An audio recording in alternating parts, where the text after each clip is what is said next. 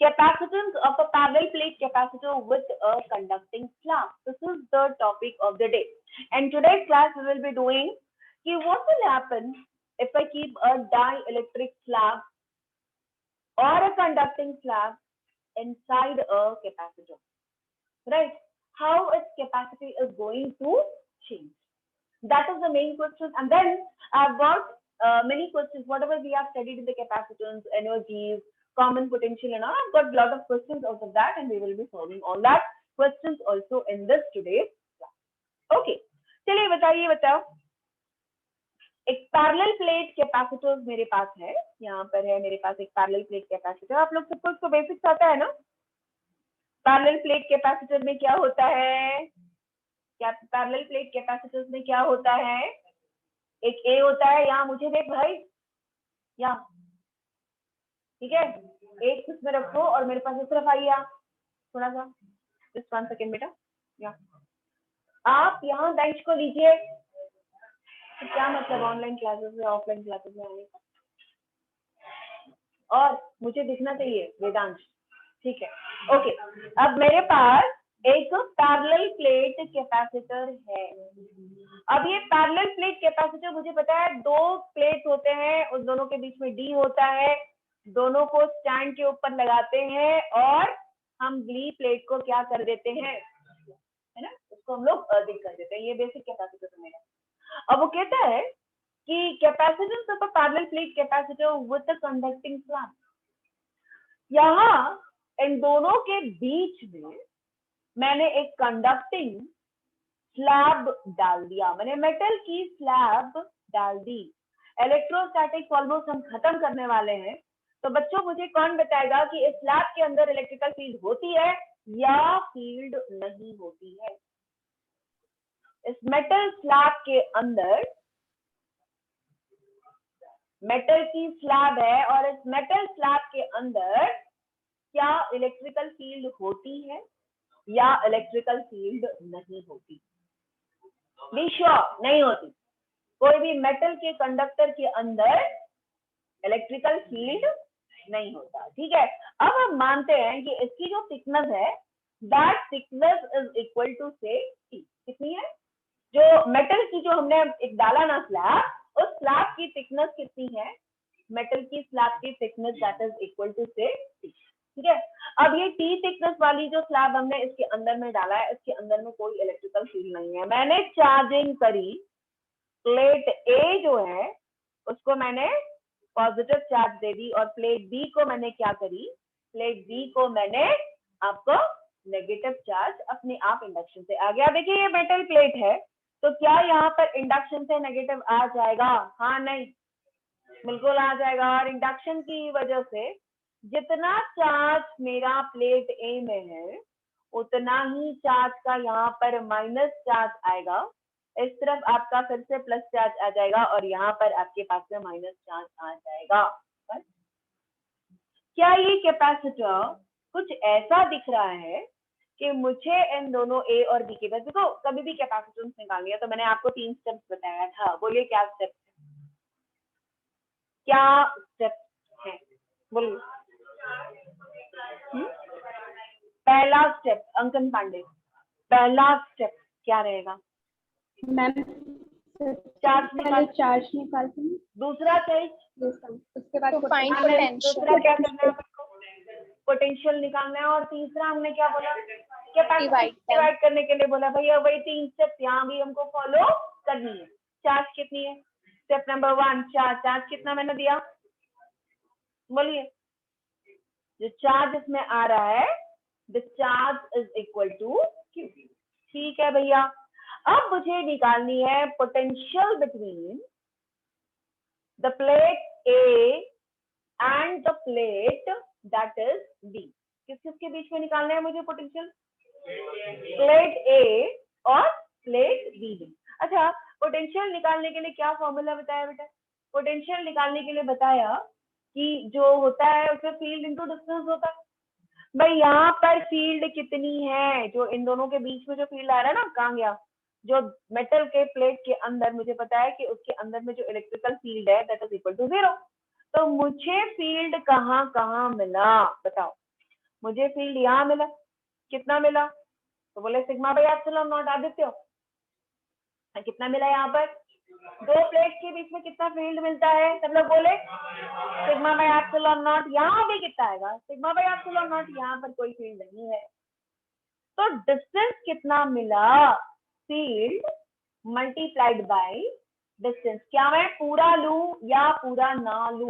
E multiplied by distance. पूरा D लू या डी माइनस टी लू? बोलिए। D minus T. क्यों डी माइनस टी? क्योंकि अंदर टी में तो कोई फील्ड बना ही नहीं। अरे फील्ड नहीं बना तो उसका मतलब उसकी वजह से पोटेंशियल डिफरेंस भी नहीं मिल रहा है। नहीं, प्लेट के बाहर जरूर मिलेगा, लेकिन उसके अंदर में तो फील्ड ही नहीं है, तो हमें उसको कंसिडर ही नहीं करना है। तो वी ए बी मिल गया। अब निकालो कैपेसिटेंस। बताओ कैपेसिटेंस कितना आएगा? तो तुमने बोला चार्ज डिवाइडेड बाय कितना बोला? पोटेंशियल। अच्छा बेटा, चार्ज के लिए चार्ज डेंसिटी अगर सिग्मा है तो चार्ज कितने के बराबर होगा? Sigma into A.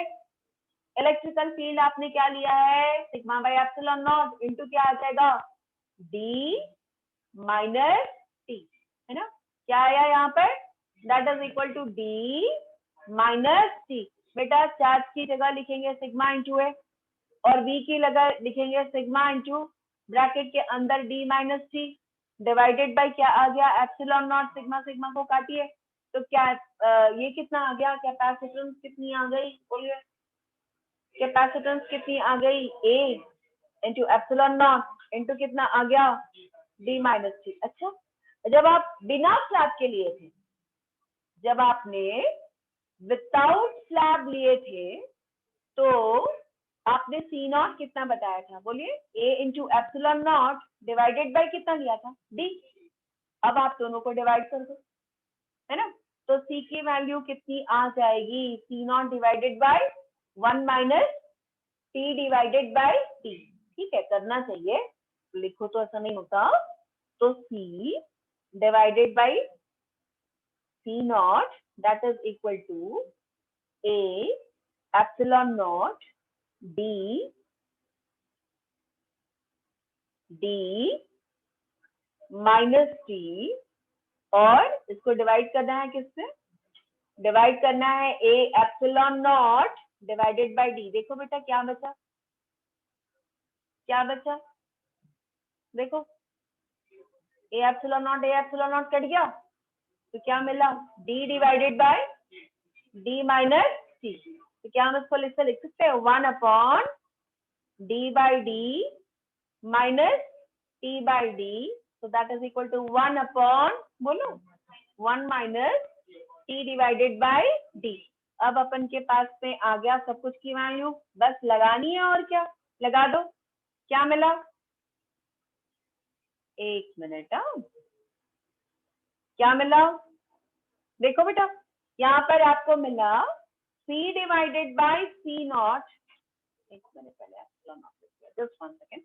This is c divided by c naught that is equal to 1 minus t divided by d, which implies c is equal to c naught 1 minus t by d। और ये formula आ गया। कुल मिला के जब भी अपन metal के plate लगाते हैं तो हमें पता चल गया कि भाई या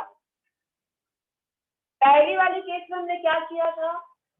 हमने क्या इंट्रोड्यूस किया था? दो प्लेट के बीच में शिवा, हमने दो प्लेट के बीच में क्या लगाया था? कंडक्टिंग स्लैब हम लोग लगाए थे, एक मेटालिक स्लैब लगाया।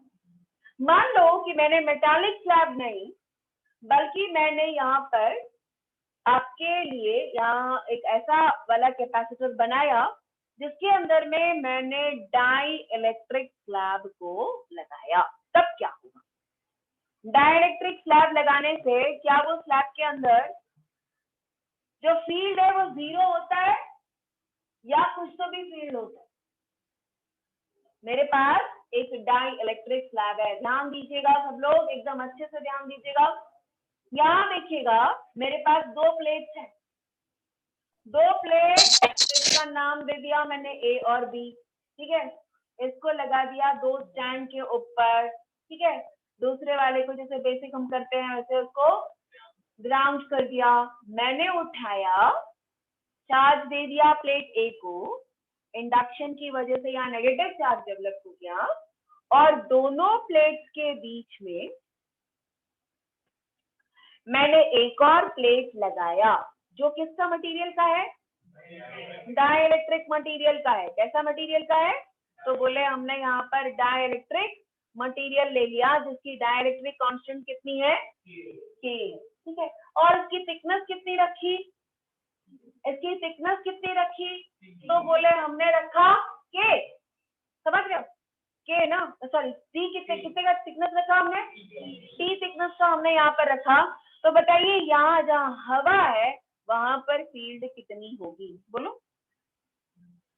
यहाँ जो फील्ड है वो सिग्मा बाई एप्सिलॉन नॉट, यहाँ जो बची हुई जगह है यहाँ पर भी कितनी आएगी, वही रहेगी, कितनी, sigma by epsilon not. Formula याद हो गया सबको, फॉर्मूला याद हुआ, फील्ड का फॉर्मूला क्या है जब चार्ज डेंसिटी दिया रहेगा तो sigma divided by epsilon not. अच्छा हमने डाइलेक्ट्रिक वाला मटेरियल को लगा दिया भाई लोग, तो यहाँ डाइलेक्ट्रिक मटेरियल जहां पर लगा है वहां पर फील्ड उतनी ही रहेगी या कितनी हो जाएगी, चलो ये बता। कम तो हो जाएगी लेकिन कितनी, के टाइम्स कम, यानी जितना हवा में है उससे हमको के टाइम्स कम हो जाएगा, ऐसा क्लियर। तो भैया चार्ज निकाल लो, स्टेप नंबर 1, चार्ज कितना है, तो भैया सिग्मा इंटू ए, ये मिल गया हमको, है ना। स्टेप नंबर 2 हमने क्या बोला, पोटेंशियल डिफरेंस को निकालो। किस किस के बीच में निकालो बच्चों, ए और बी के बीच में निकालो। तो ए और बी के बीच में हमने बोला फील्ड पता है और डिस्टेंस पता है तो हम पोटेंशियल निकाल सकते हैं। तो अब बताइए कि यहाँ पर पोटेंशियल कैसे निकालूं मैं, एक जगह तो मेरे पास स्लैब आ गया, तो स्लैब आने की वजह से जहां स्लैब रखा हुआ है उस स्लैब वाली जगह में ही फील्ड कम हो रही है, जिसकी वजह से ए और बी के बीच का पोटेंशियल तो क्या हो जाएगा, वो कम तो होगा ही होगा।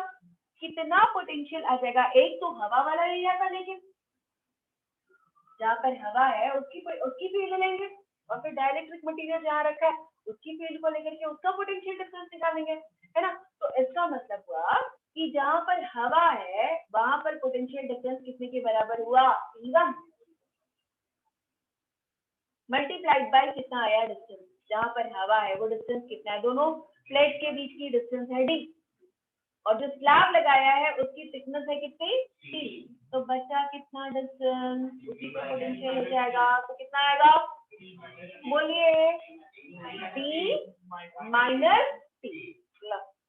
जो हमारे पास में डाइलेक्ट्रिक स्लैब बना हुआ है ना काजल, वहां उसकी थिकनेस कितनी है, उसकी थिकनेस कितनी है, उसकी थिकनेस है t, है ना। तो हम क्या करेंगे, तो यहाँ जो फील्ड है वो फील्ड कितनी कम हो गई, k टाइम्स कम हो गई, और थिकनेस कितनी है, that is equal to t। तो मेरे पास पोटेंशियल डिफरेंस जो बनेगा, प्लेट क्या है मेरे पास, a और b, पोटेंशियल कितने के बीच में है, a और b। तो जब a और b के बीच में का जब पोटेंशियल डिफरेंस निकालूंगी तो हवा में कितना फील्ड है इनटू हवा का डिस्टेंस प्लस जहां पर डाइलेक्ट्रिक मटेरियल है उसका फील्ड मल्टीप्लाइड बाय थिकनेस किसका, स्लैब का। तो हमारे पास ये E1 की वैल्यू कितनी आ गई बेटा, जो फील्ड बनती है वो होती कितनी, वो कितनी होती है, सिग्मा बाय एप्सिलॉन नॉट। तो हमने रखा sigma by epsilon naught into d minus k by sigma by epsilon naught into k multiplied by t। बेटा इसमें जो कॉमन उठाना है सब उठाओ, sigma common, epsilon naught common, बचरा क्या है, d माइनस t फिर plus t divided by k, है ना। आज थोड़ा yeah, so you know now the charge, you know now the potential difference between the plate A and B. So what is the next one, next step क्या हमारा, हमको next step क्या करना है, C निकालना है। C निकालने के लिए क्या फॉर्मूला था बेटा, Q by B, V of AB। Q कितना रखा था, सिग्मा इंटू A, और V AB अभी भी क्या निकाला था, सिग्मा बाई एप्सिलॉन नॉट, फिर ब्रैकेट के अंदर क्या आया, d minus T plus T divided by के। लो सिग्मा सिग्मा काटो तो कैपेसिटेंस कितना आ गया बोलो, एप्सिलॉन नॉट ऊपर चला जाएगा इनटू ए और ब्रैकेट पे कितना आया D minus T plus T divided by कितना आ गया दैट इज के। बट कुल मिला के कैपेसिटेंस अब भी क्या हो जाएगी, जितना हवा में था उससे कम डिस्टेंस हो गया। मेटल लगाया तो भी बढ़ गया, मेटल लगाया था तो भी बढ़ गया, और हमने डाइलेक्ट्रिक मटेरियल लगाया तब भी क्या हो गया, बढ़ गया। हमारे पास कैपेसिटेंस जब भी हम लोग डाइलेक्ट्रिक मटेरियल या कोई भी चीज लगाते हैं तो वो बहुत ही बड़ा हो जाता है। तो Cm is always greater than C0. So introduction of dielectric lamp inside the capacitor that actually increases the capacitor. अगर आप पूरा भरो तब भी और अधूरा भरो तब भी। Is it clear? इसकी एनर्जी में भी फर्क आएगा, इसकी फील्ड में भी फर्क आएगा, पोटेंशियल डिफरेंस कम हो जाएगा, फील्ड भी क्या हो जाएगा, फील्ड हवा वाला कम नहीं होगा, कहाँ वाला कम होगा, सिर्फ जहाँ पर डाइलेक्ट्रिक स्लैब लगाया वहां पर आपका कम हो जाएगा, ठीक है। और इसके बाद आप क्या करोगे, इसकी एनर्जी निकालनी होगी। तो एनर्जी कैसे निकालेंगे, कौन बताएगा मुझे, दिमाग लगाने को तैयार, मेरे को इसके अंदर का एनर्जी निकलवाना है भाई, कैसे निकालू। एनर्जी निकालने के कई तरीके, पहला तरीका half q square divided by c, दूसरा हाफ सी वी स्क्वायर और half q multiplied by v. अरे वी तो आपने आराम से निकाल सकता है, वी निकल गया था, टोटल वी निकल गया था, टोटल चार्ज पता है, दोनों को मल्टीप्लाई करोगे तो क्या मिलेगा, एनर्जी, राइट। तो आपने क्या देखा, चार्ज वही है, चार्ज वही है, डाइलेक्ट्रिक मटेरियल को उसके अंदर में डाल दिया, चार्ज जो है स्टोरिंग कैपेसिटी आपकी बढ़ गई, है ना। तो क्या हो गया, पोटेंशियल क्या हो गया, गिर गया, है ना। तो कैपेसिटी बढ़ जाने की वजह से चार्ज जितना दोगे उस बात पे एनर्जी डिपेंड करती है। ओके, तो आपको देख के समझ के क्वेश्चन को आंसर करना पड़ेगा कि पोटेंशियल। आपने देखो एक बात बता, मानस भैया ध्यान दीजिएगा, ठीक है, कहीं तो भी खो रहे हैं अपन। हाँ, यहाँ देखिएगा, अगर मैंने कैपेसिटर को लिया, ध्यान दीजिएगा सब लोग जो इधर उधर देख रहे हैं भटक रहे हैं, यहाँ आइए वापस, एक इंपॉर्टेंट चीज बता रही हूँ सुनिए। अगर मैंने कैपेसिटर के अंदर में बैटरी को कनेक्ट करके रखा, ध्यान दीजिएगा, अगर मैंने कैपेसिटर के साथ में बैटरी को कनेक्ट करके रखा तो पोटेंशियल सेम रहेगा। एक्सपेरिमेंट करते जाओ, पोटेंशियल सेम रहेगा, पोटेंशियल डिफरेंस दो प्लेट के बीच में सेम रहेगा, पोटेंशियल चेंज नहीं होगा। तो बैटरी लगाया ना तुमने, बैटरी कांस्टेंट सप्लाई कर रही है उसको, पोटेंशियल डिफरेंस दे रही है, लेकिन मैंने उसको पूरे कैपेसिटर को चार्ज कर दिया। हाँ, बैटरी है ना बेटा, 10 वोल्ट की बैटरी लगाई तुमने, 15 वोल्ट की बैटरी वोल्ट लगाई उसके अंदर, तो दो कैपेसिटर को जोड़ के रखा, बैटरी कनेक्टेड है आपकी। जब तक बैटरी कनेक्टेड है तो क्या चेंज होगा, पोटेंशियल डिफरेंस चेंज नहीं होगा। ध्यान दीजिएगा, कुणाल को कंफ्यूजन है, कंफ्यूजन है नहीं है, पक्का। जब तक बैटरी कनेक्टेड है तो पोटेंशियल डिफरेंस क्योंकि बैटरी एक कांस्टेंट पोटेंशियल डिफरेंस देगा, ठीक। अपन एक काम करते हैं, कैपेसिटर बहुत जल्दी चार्ज हो जाए, हमने कैपेसिटर को पूरी तरह से चार्ज कर दिया, ये बहुत इंपॉर्टेंट कॉन्सेप्ट है, ध्यान से सुनिए, चार्ज कर दिया और बैटरी को अलग कर दिया, तो उसके अंदर जितना चार्ज भर गया ना, इसके अंदर जितना भी चार्ज भर गया वो कम हो जाएगा, पोटेंशियल चेंज, ठीक है। पोटेंशियल चेंज हो सकता है लेकिन क्या नहीं चेंज होगा, चार्ज कांस्टेंट होगा, बिकॉज़ चार्ज है, जिसको चार्ज देने वाला है आपको ही, ठीक है। अच्छा, अब आते हैं हम action of the charge point. छोटा सा चीज है, तो पता होना चाहिए, लेकिन आप कोई भी जैसे एक अल्पेन या कोई भी चीज ले लीजिएगा और इस अल्पेन को आप क्या करना, ऐसा कुछ दिखता है हमारा अल्पेन पीला वगैरह, ठीक है। अगर मैंने इसको पूरी तरह से चार्ज कर दिया तो सबसे पहले समझ जाओ कि तो इससे पोटेंशियल सफर कर जाएगा, लेकिन चार्ज डेंसिटी यहाँ पर मोर रहेगा और यहाँ पर आप देखोगे कि जहाँ पर एरिया आपका ज्यादा है वहां पर लेस सिग्मा रहेगा। तो जो भी इलेक्ट्रिकल डिस्चार्ज होते हैं वो शार्प पॉइंट से होंगे। नुकीला जो भी रहेगा ना सब जगह पर चार्ज का इक्वल डिस्ट्रीब्यूशन नहीं होगा। जहाँ पर नुकीला है वहां पर आपको चार्ज ज्यादा मिलेगा। ठीक है। और लाइटनिंग कंडक्टर कैसे काम करता है ये तो मुझे अभी बताना नहीं पड़ेगा, आप लोग बहुत होशियार हो, सबको अपने आप आता है। लाइटनिंग कंडक्टर कहाँ लगाया जाता है? लाइटनिंग कंडक्टर कहाँ लगाया जाता है? जो भी आपका एरिया होता है उसकी सबसे बड़ी बिल्डिंग के ऊपर में लाइटनिंग कंडक्टर लगाते हैं, क्योंकि क्लाउड के पास में बहुत ज्यादा पोटेंशियल होता है और जीरो पोटेंशियल। जैसे मैंने लाइटनिंग कंडक्टर लगा दिया तो वो क्या करता है, शॉर्टर डिस्टेंस फॉलो करेगा। मान लीजिएगा कि मेरे पास बादल में खूब सारे चार्ज है, लाइटनिंग कंडक्टर क्यों लगाते हैं हम लोग? लाइटनिंग कंडक्टर क्यों ही लगाते हैं? लाइटनिंग कंडक्टर इसलिए लगाते हैं कि बादल में से जो चार्ज है वो धरती पे आती है ना। तो जैसे होती है तो वो क्या करता है, जो भी चीज रहता है ना शॉर्टर डिस्टेंस फॉलो करेगा। अगर मैंने सबसे बड़ी ऊंची बिल्डिंग के ऊपर में लाइटनिंग कंडक्टर लगा दिया, वो अर्थ से कनेक्टेड है, अर्थ से कनेक्टेड है मतलब वो खुद क्या रहेगा, जीरो पोटेंशियल, राइट। तो सारा का सारा चार्ज किसके पास रहेगा? धरती पे आएगा कि वो कंडक्टर के पास आएगा?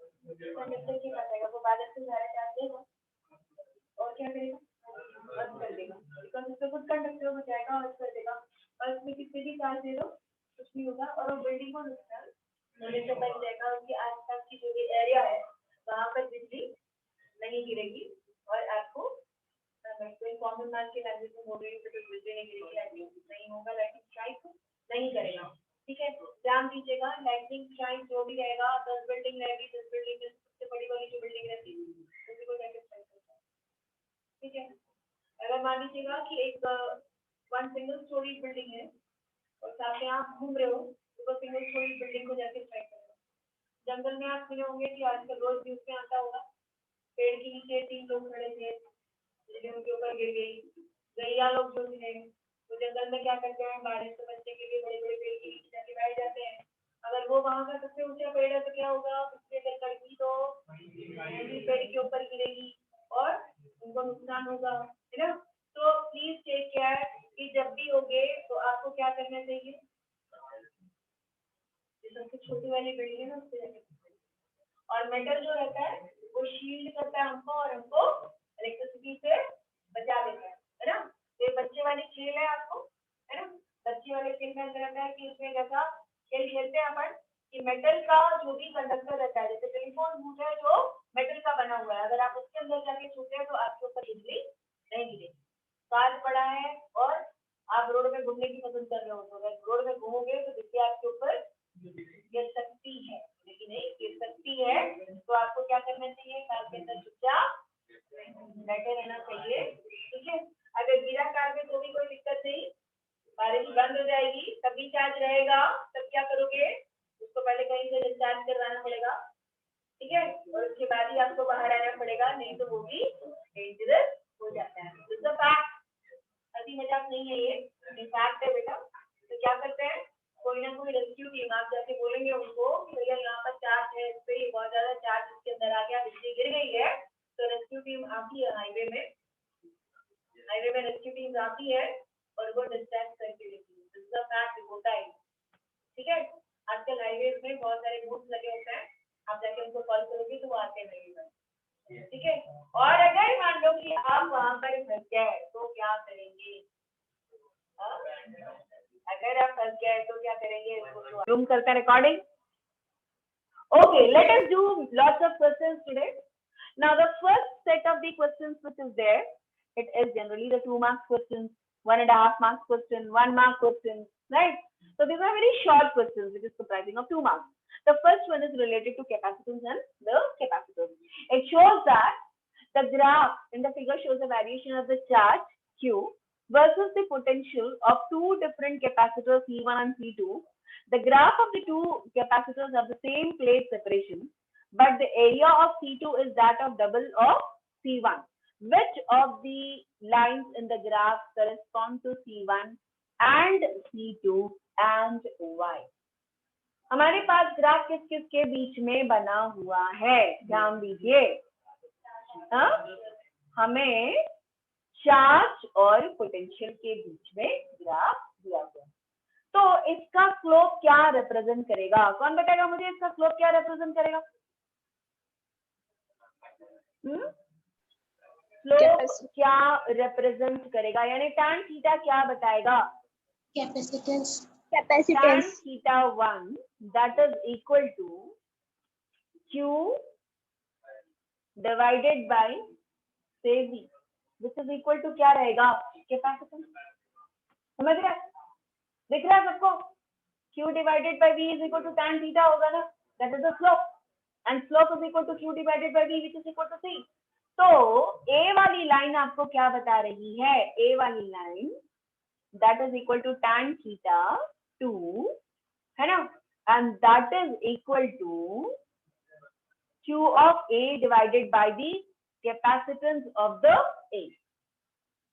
ठीक है, q of a divided by the capacitance of the a।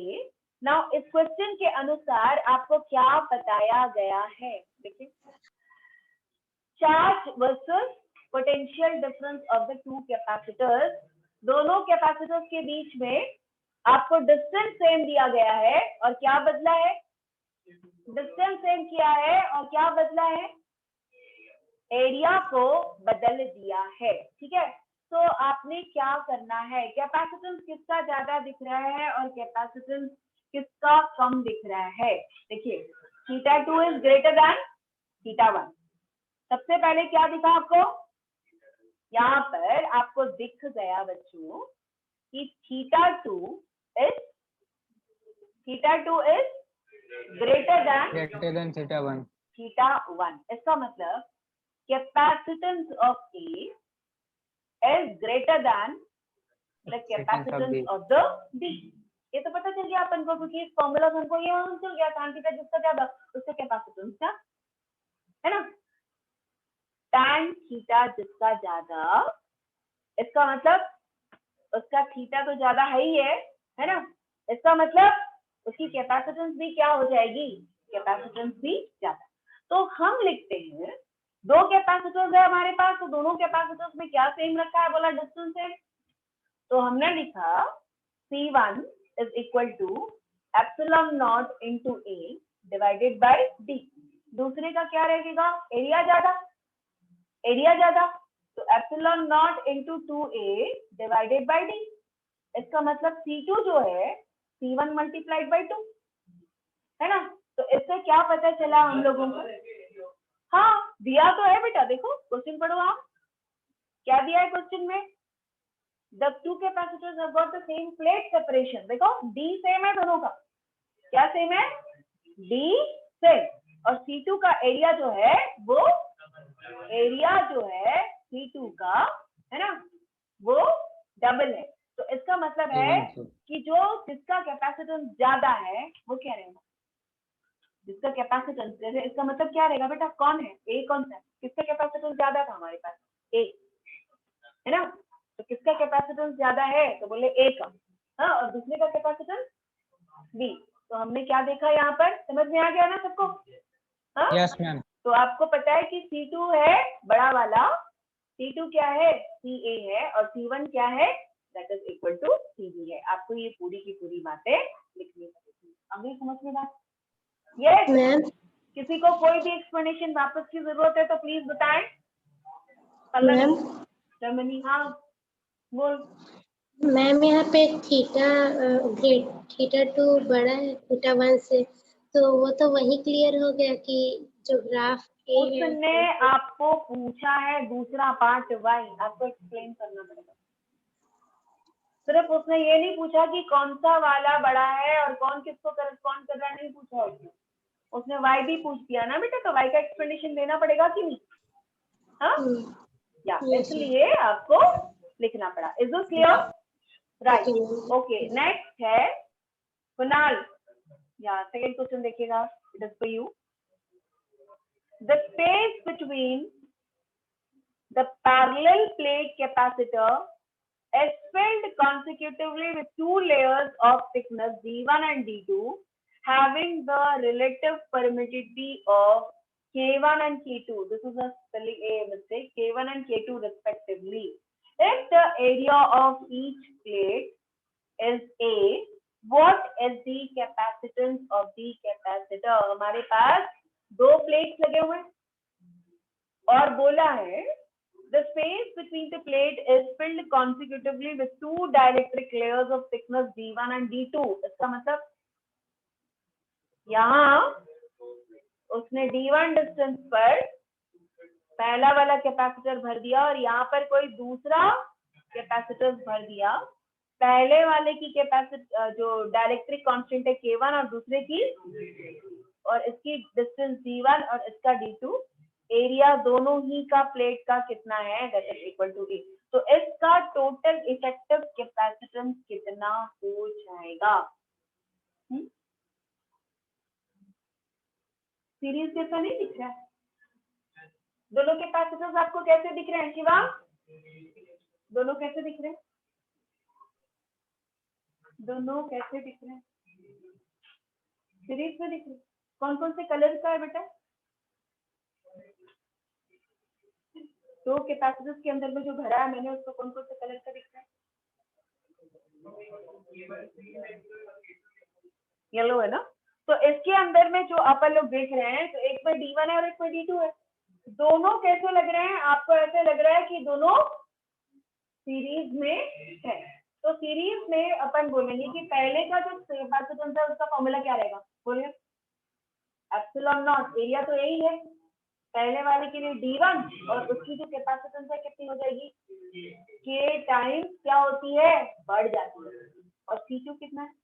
वो भी कितना रहेगा? एरिया सेम है डिवाइडेड बाय d2 और यहाँ पर k1 है तो यहाँ क्या आएगा? k2। तो what is the capacitance in series बताइए? That is equal to 1/c1 plus 1/c2। बताइए कितना आया इसके अंदर? 1/c1। इसका मतलब ऊपर आएगा d1, नीचे क्या आएगा? Epsilon not a into k1। दूसरा क्या आ जाएगा? d2 और क्या आएगा? एप्सिलॉन नॉट a और यहाँ क्या आ जाएगा? That is k2। एडिंग आप कर सकते हो? एडिंग आप कर सकते हो? समझ में क्या आया कि ऐसे अगर भरे जाएं तो आपको कैसे दिखना चाहिए कि वो दोनों सीरीज, और सीरीज का फॉर्मूला सबको आता है ना? c is equal to 1/c1 plus 1/c2। Parallel में ऐसा उल्टा करते हैं उसमें ना डिस्टेंस तो सेम है, क्यों रहता है वो भी मैं बता देती हूँ यहाँ पर, ठीक है? जस्ट 1 सेकेंड ना। अगर ये वाले आंसर कंप्लीट यहाँ पर नहीं है, याद देखिएगा, अगर पैरेलल में होता, देखो इस केस में क्या सेम रहता मालूम? यहाँ ये प्लेट ए है और ये वाला प्लेट हमारा बी है। यहाँ किसी का डाउट है वो, ठीक है? यहाँ देखिएगा कि मैंने अगर इसमें कैपेसिटर्स को यहाँ भर दिया, क्या कैपेसिटर्स का जो मैंने इसमें k1 वाली जो मटेरियल का डायरेक्ट भर दिया और यहाँ दूसरा जो मैंने भरा काम गया वो भर देते और यहाँ हमने भर दिया दैट इज कितना का? That is equal to k2। तो आप क्या देख रहे हो दोनों के लिए? जब मैं कनेक्शन करूंगी बैटरी के साथ, हाँ, तो आपको पता है कि मेरा जो A रहेगा उसका पोटेंशियल से VA रहेगा और उसकी पोटेंशियल कितनी आ जाएगी? VB आ जाएगी। दोनों के बीच में हमको क्या करना पड़ेगा बेटा? सब्ट्रैक्ट करना पड़ेगा। तो पोटेंशियल से इसका मतलब ये क्या कनेक्शन माना जाएगा? पोटेंशियल से मतलब ये क्या कनेक्शन माना जाएगा? पैरेलल। तो भैया एरिया तो सेम है कि अलग अलग है? अलग अलग है। एरिया आपका अलग अलग हो जाएगा। तो पता नहीं है, मैंने यहाँ पर आधा आधा टाइप का दिखाया, लेकिन जरूरी नहीं कि हमेशा आधा आधा होगा, है ना? जो आपकी वैल्यू रहेगी, मान लो यहाँ से मैंने कर दिया, देखो यहाँ तक का कर दिया,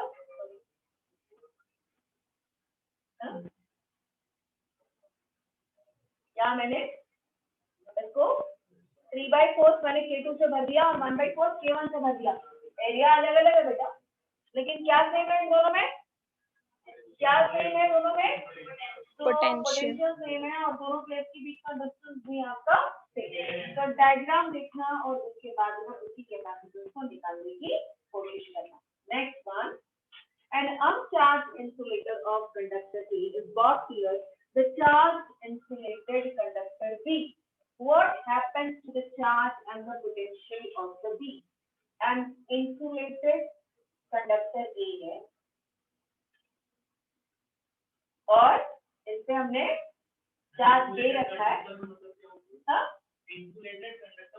इंसुलेटेड कंडक्टर का मतलब होता है कि एक ऐसा कंडक्टर जो धरती माता को नहीं छूएगा, समझ गए? धरती को छुएगा तो सारा चार्ज धरती माता सीता मैया को जैसे लेके गई वैसा लेके चला जाएगा, है ना? तो वैसा नहीं होगा यहाँ, ठीक है? ओके, आपके पास ए है। अब इसके बाद इस अनचार्ज कंडक्टर ए, सॉरी यहाँ ए अनचार्ज है, it is got near a charge conductor that is B. मेरे पास एक बी है कंडक्टर जो ऑलरेडी क्या है, चार्ज है, बी चार्ज है और ए अनचार्ज है। क्या होगा बी के चार्ज को और क्या होगा बी के पोटेंशियल को? आप देखिएगा इसमें नेगेटिव और इसमें पॉजिटिव चार्ज तो आ ही जाएगा। और क्या हो रहा है, ये जो ए वाला पोटेंशियल अनचार्ज पहले था उसमें इंडक्शन की वजह से चार्ज आ गई और जिसकी वजह से क्या हो गया, बी का पोटेंशियल क्या होगा बोलो, जाएगा। बी का पोटेंशियल क्या होगा, और चार्ज पे क्या असर पड़ेगा, चार्ज क्या होगा, सेम रहेगा। पोटेंशियल कम होगा एंड देन चार्ज क्या रहेगा, कैपेसिटेंस बढ़ जाएगी। ओके, चलिए नेक्स्ट पे आते हैं। बहुत ही प्यारा सा क्वेश्चन है। अच्छा एक बात बताइए, इस क्वेश्चन को सॉल्व करने के पहले हम ये पूछने जाएंगे कि स्पेरिकल कैपेसिटर को नाम बताएगा। स्पेरिकल कैपेसिटर की कैपेसिटेंस का फॉर्मूला क्या है? सबसे पहले मैंने वही सिखाया था कि इसका रेडियस r है, स्फीयर है मेरे पास, उस स्फीयर का रेडियस है, ठीक है? उसकी कैपेसिटेंस कितनी होती है? 4 pi epsilon naught into r। किसी को याद है? एक बच्ची ने बताया मुझे, चलो एक बच्ची ने बताया, कोई दिक्कत नहीं, शेयर द करेक्ट आंसर। या तो आपके पास अगला वाला जो क्वेश्चन है ना, ध्यान देखिएगा, हमारे पास n स्मॉल ड्रॉप, कितने छोटे n ड्रॉप, n ड्रॉप है हमारे पास और they all coalesce to form a big drop, ठीक है? और क्या बोल रहा है, बड़ा सा वॉल्यूम बन जा रहा है। काफी यहाँ ध्यान से देखो, मेरे पास कितने छोटे छोटे ड्रॉपलेट्स हैं, n, ठीक है? मुझे नहीं पता n कितना है, हर एक की रेडियस कितनी है, इसकी रेडियस है r और कितना इसको पोटेंशियल दिया गया है, हर एक को दिया गया है।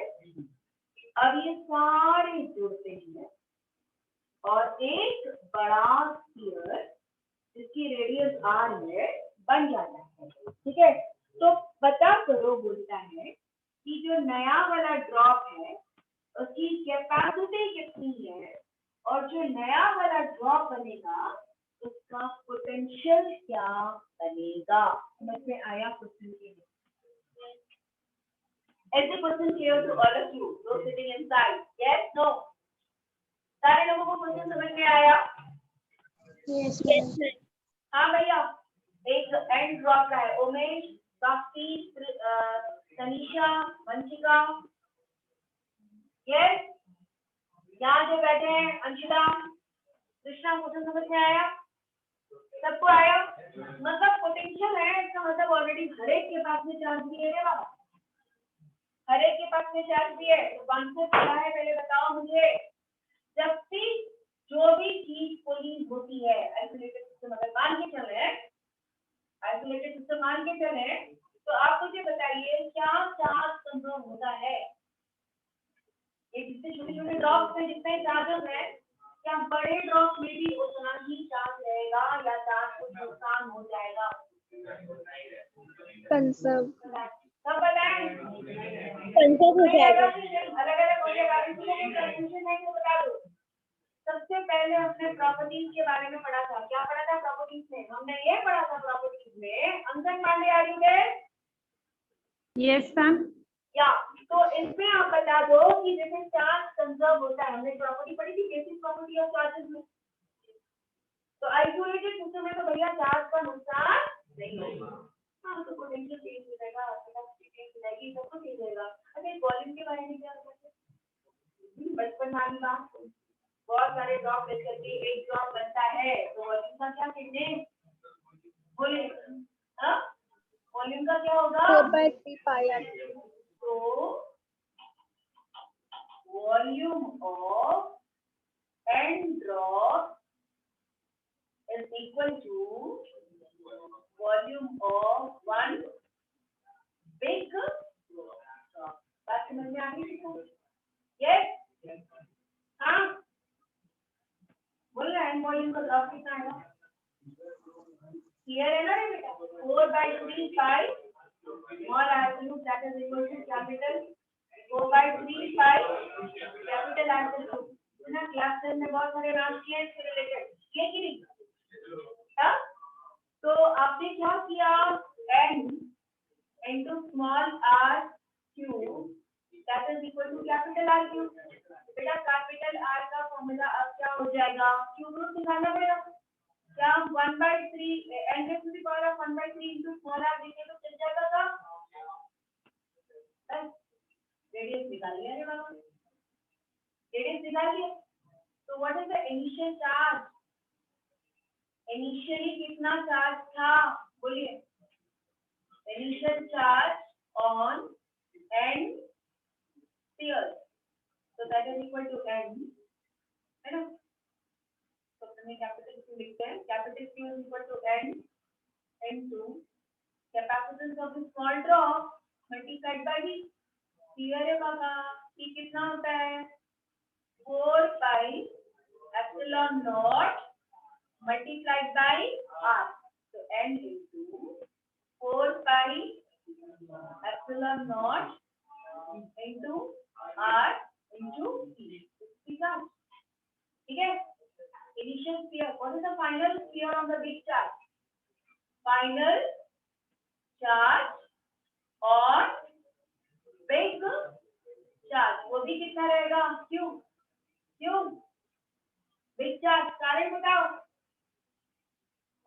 चार्ज इज क्या आ जाएगा, सारे चार्ज कंजर्व हो रहे हैं इसलिए दोनों चार्ज सेम रहेगा।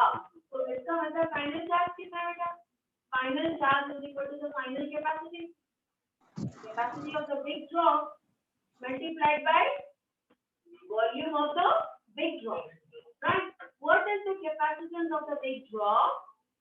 4 pi epsilon naught into r multiplied by e big, mass is 1 mass is 2। क्या मुझे दोनों को इक्वेट करना पड़ेगा, क्या मुझे दोनों को इक्वेट करना पड़ेगा, हाँ बोलो। तो पहले वाले का चार्ज कितना पाए थे, पहले वाले का चार्ज कितना पाए थे, ये इनिशियल वाला है और ये वाला final, Q initial is equal to Q final. Q initial की वैल्यू लिख लो n into 4 pi epsilon naught into r multiplied by initial potential that is equal to 4 pi epsilon naught r into v of the big sphere। 4 pi epsilon naught दोनों side cancel हो गया and तो आपको क्या चाहिए, v वाला big sphere का। Hello please बेटा बच्चों,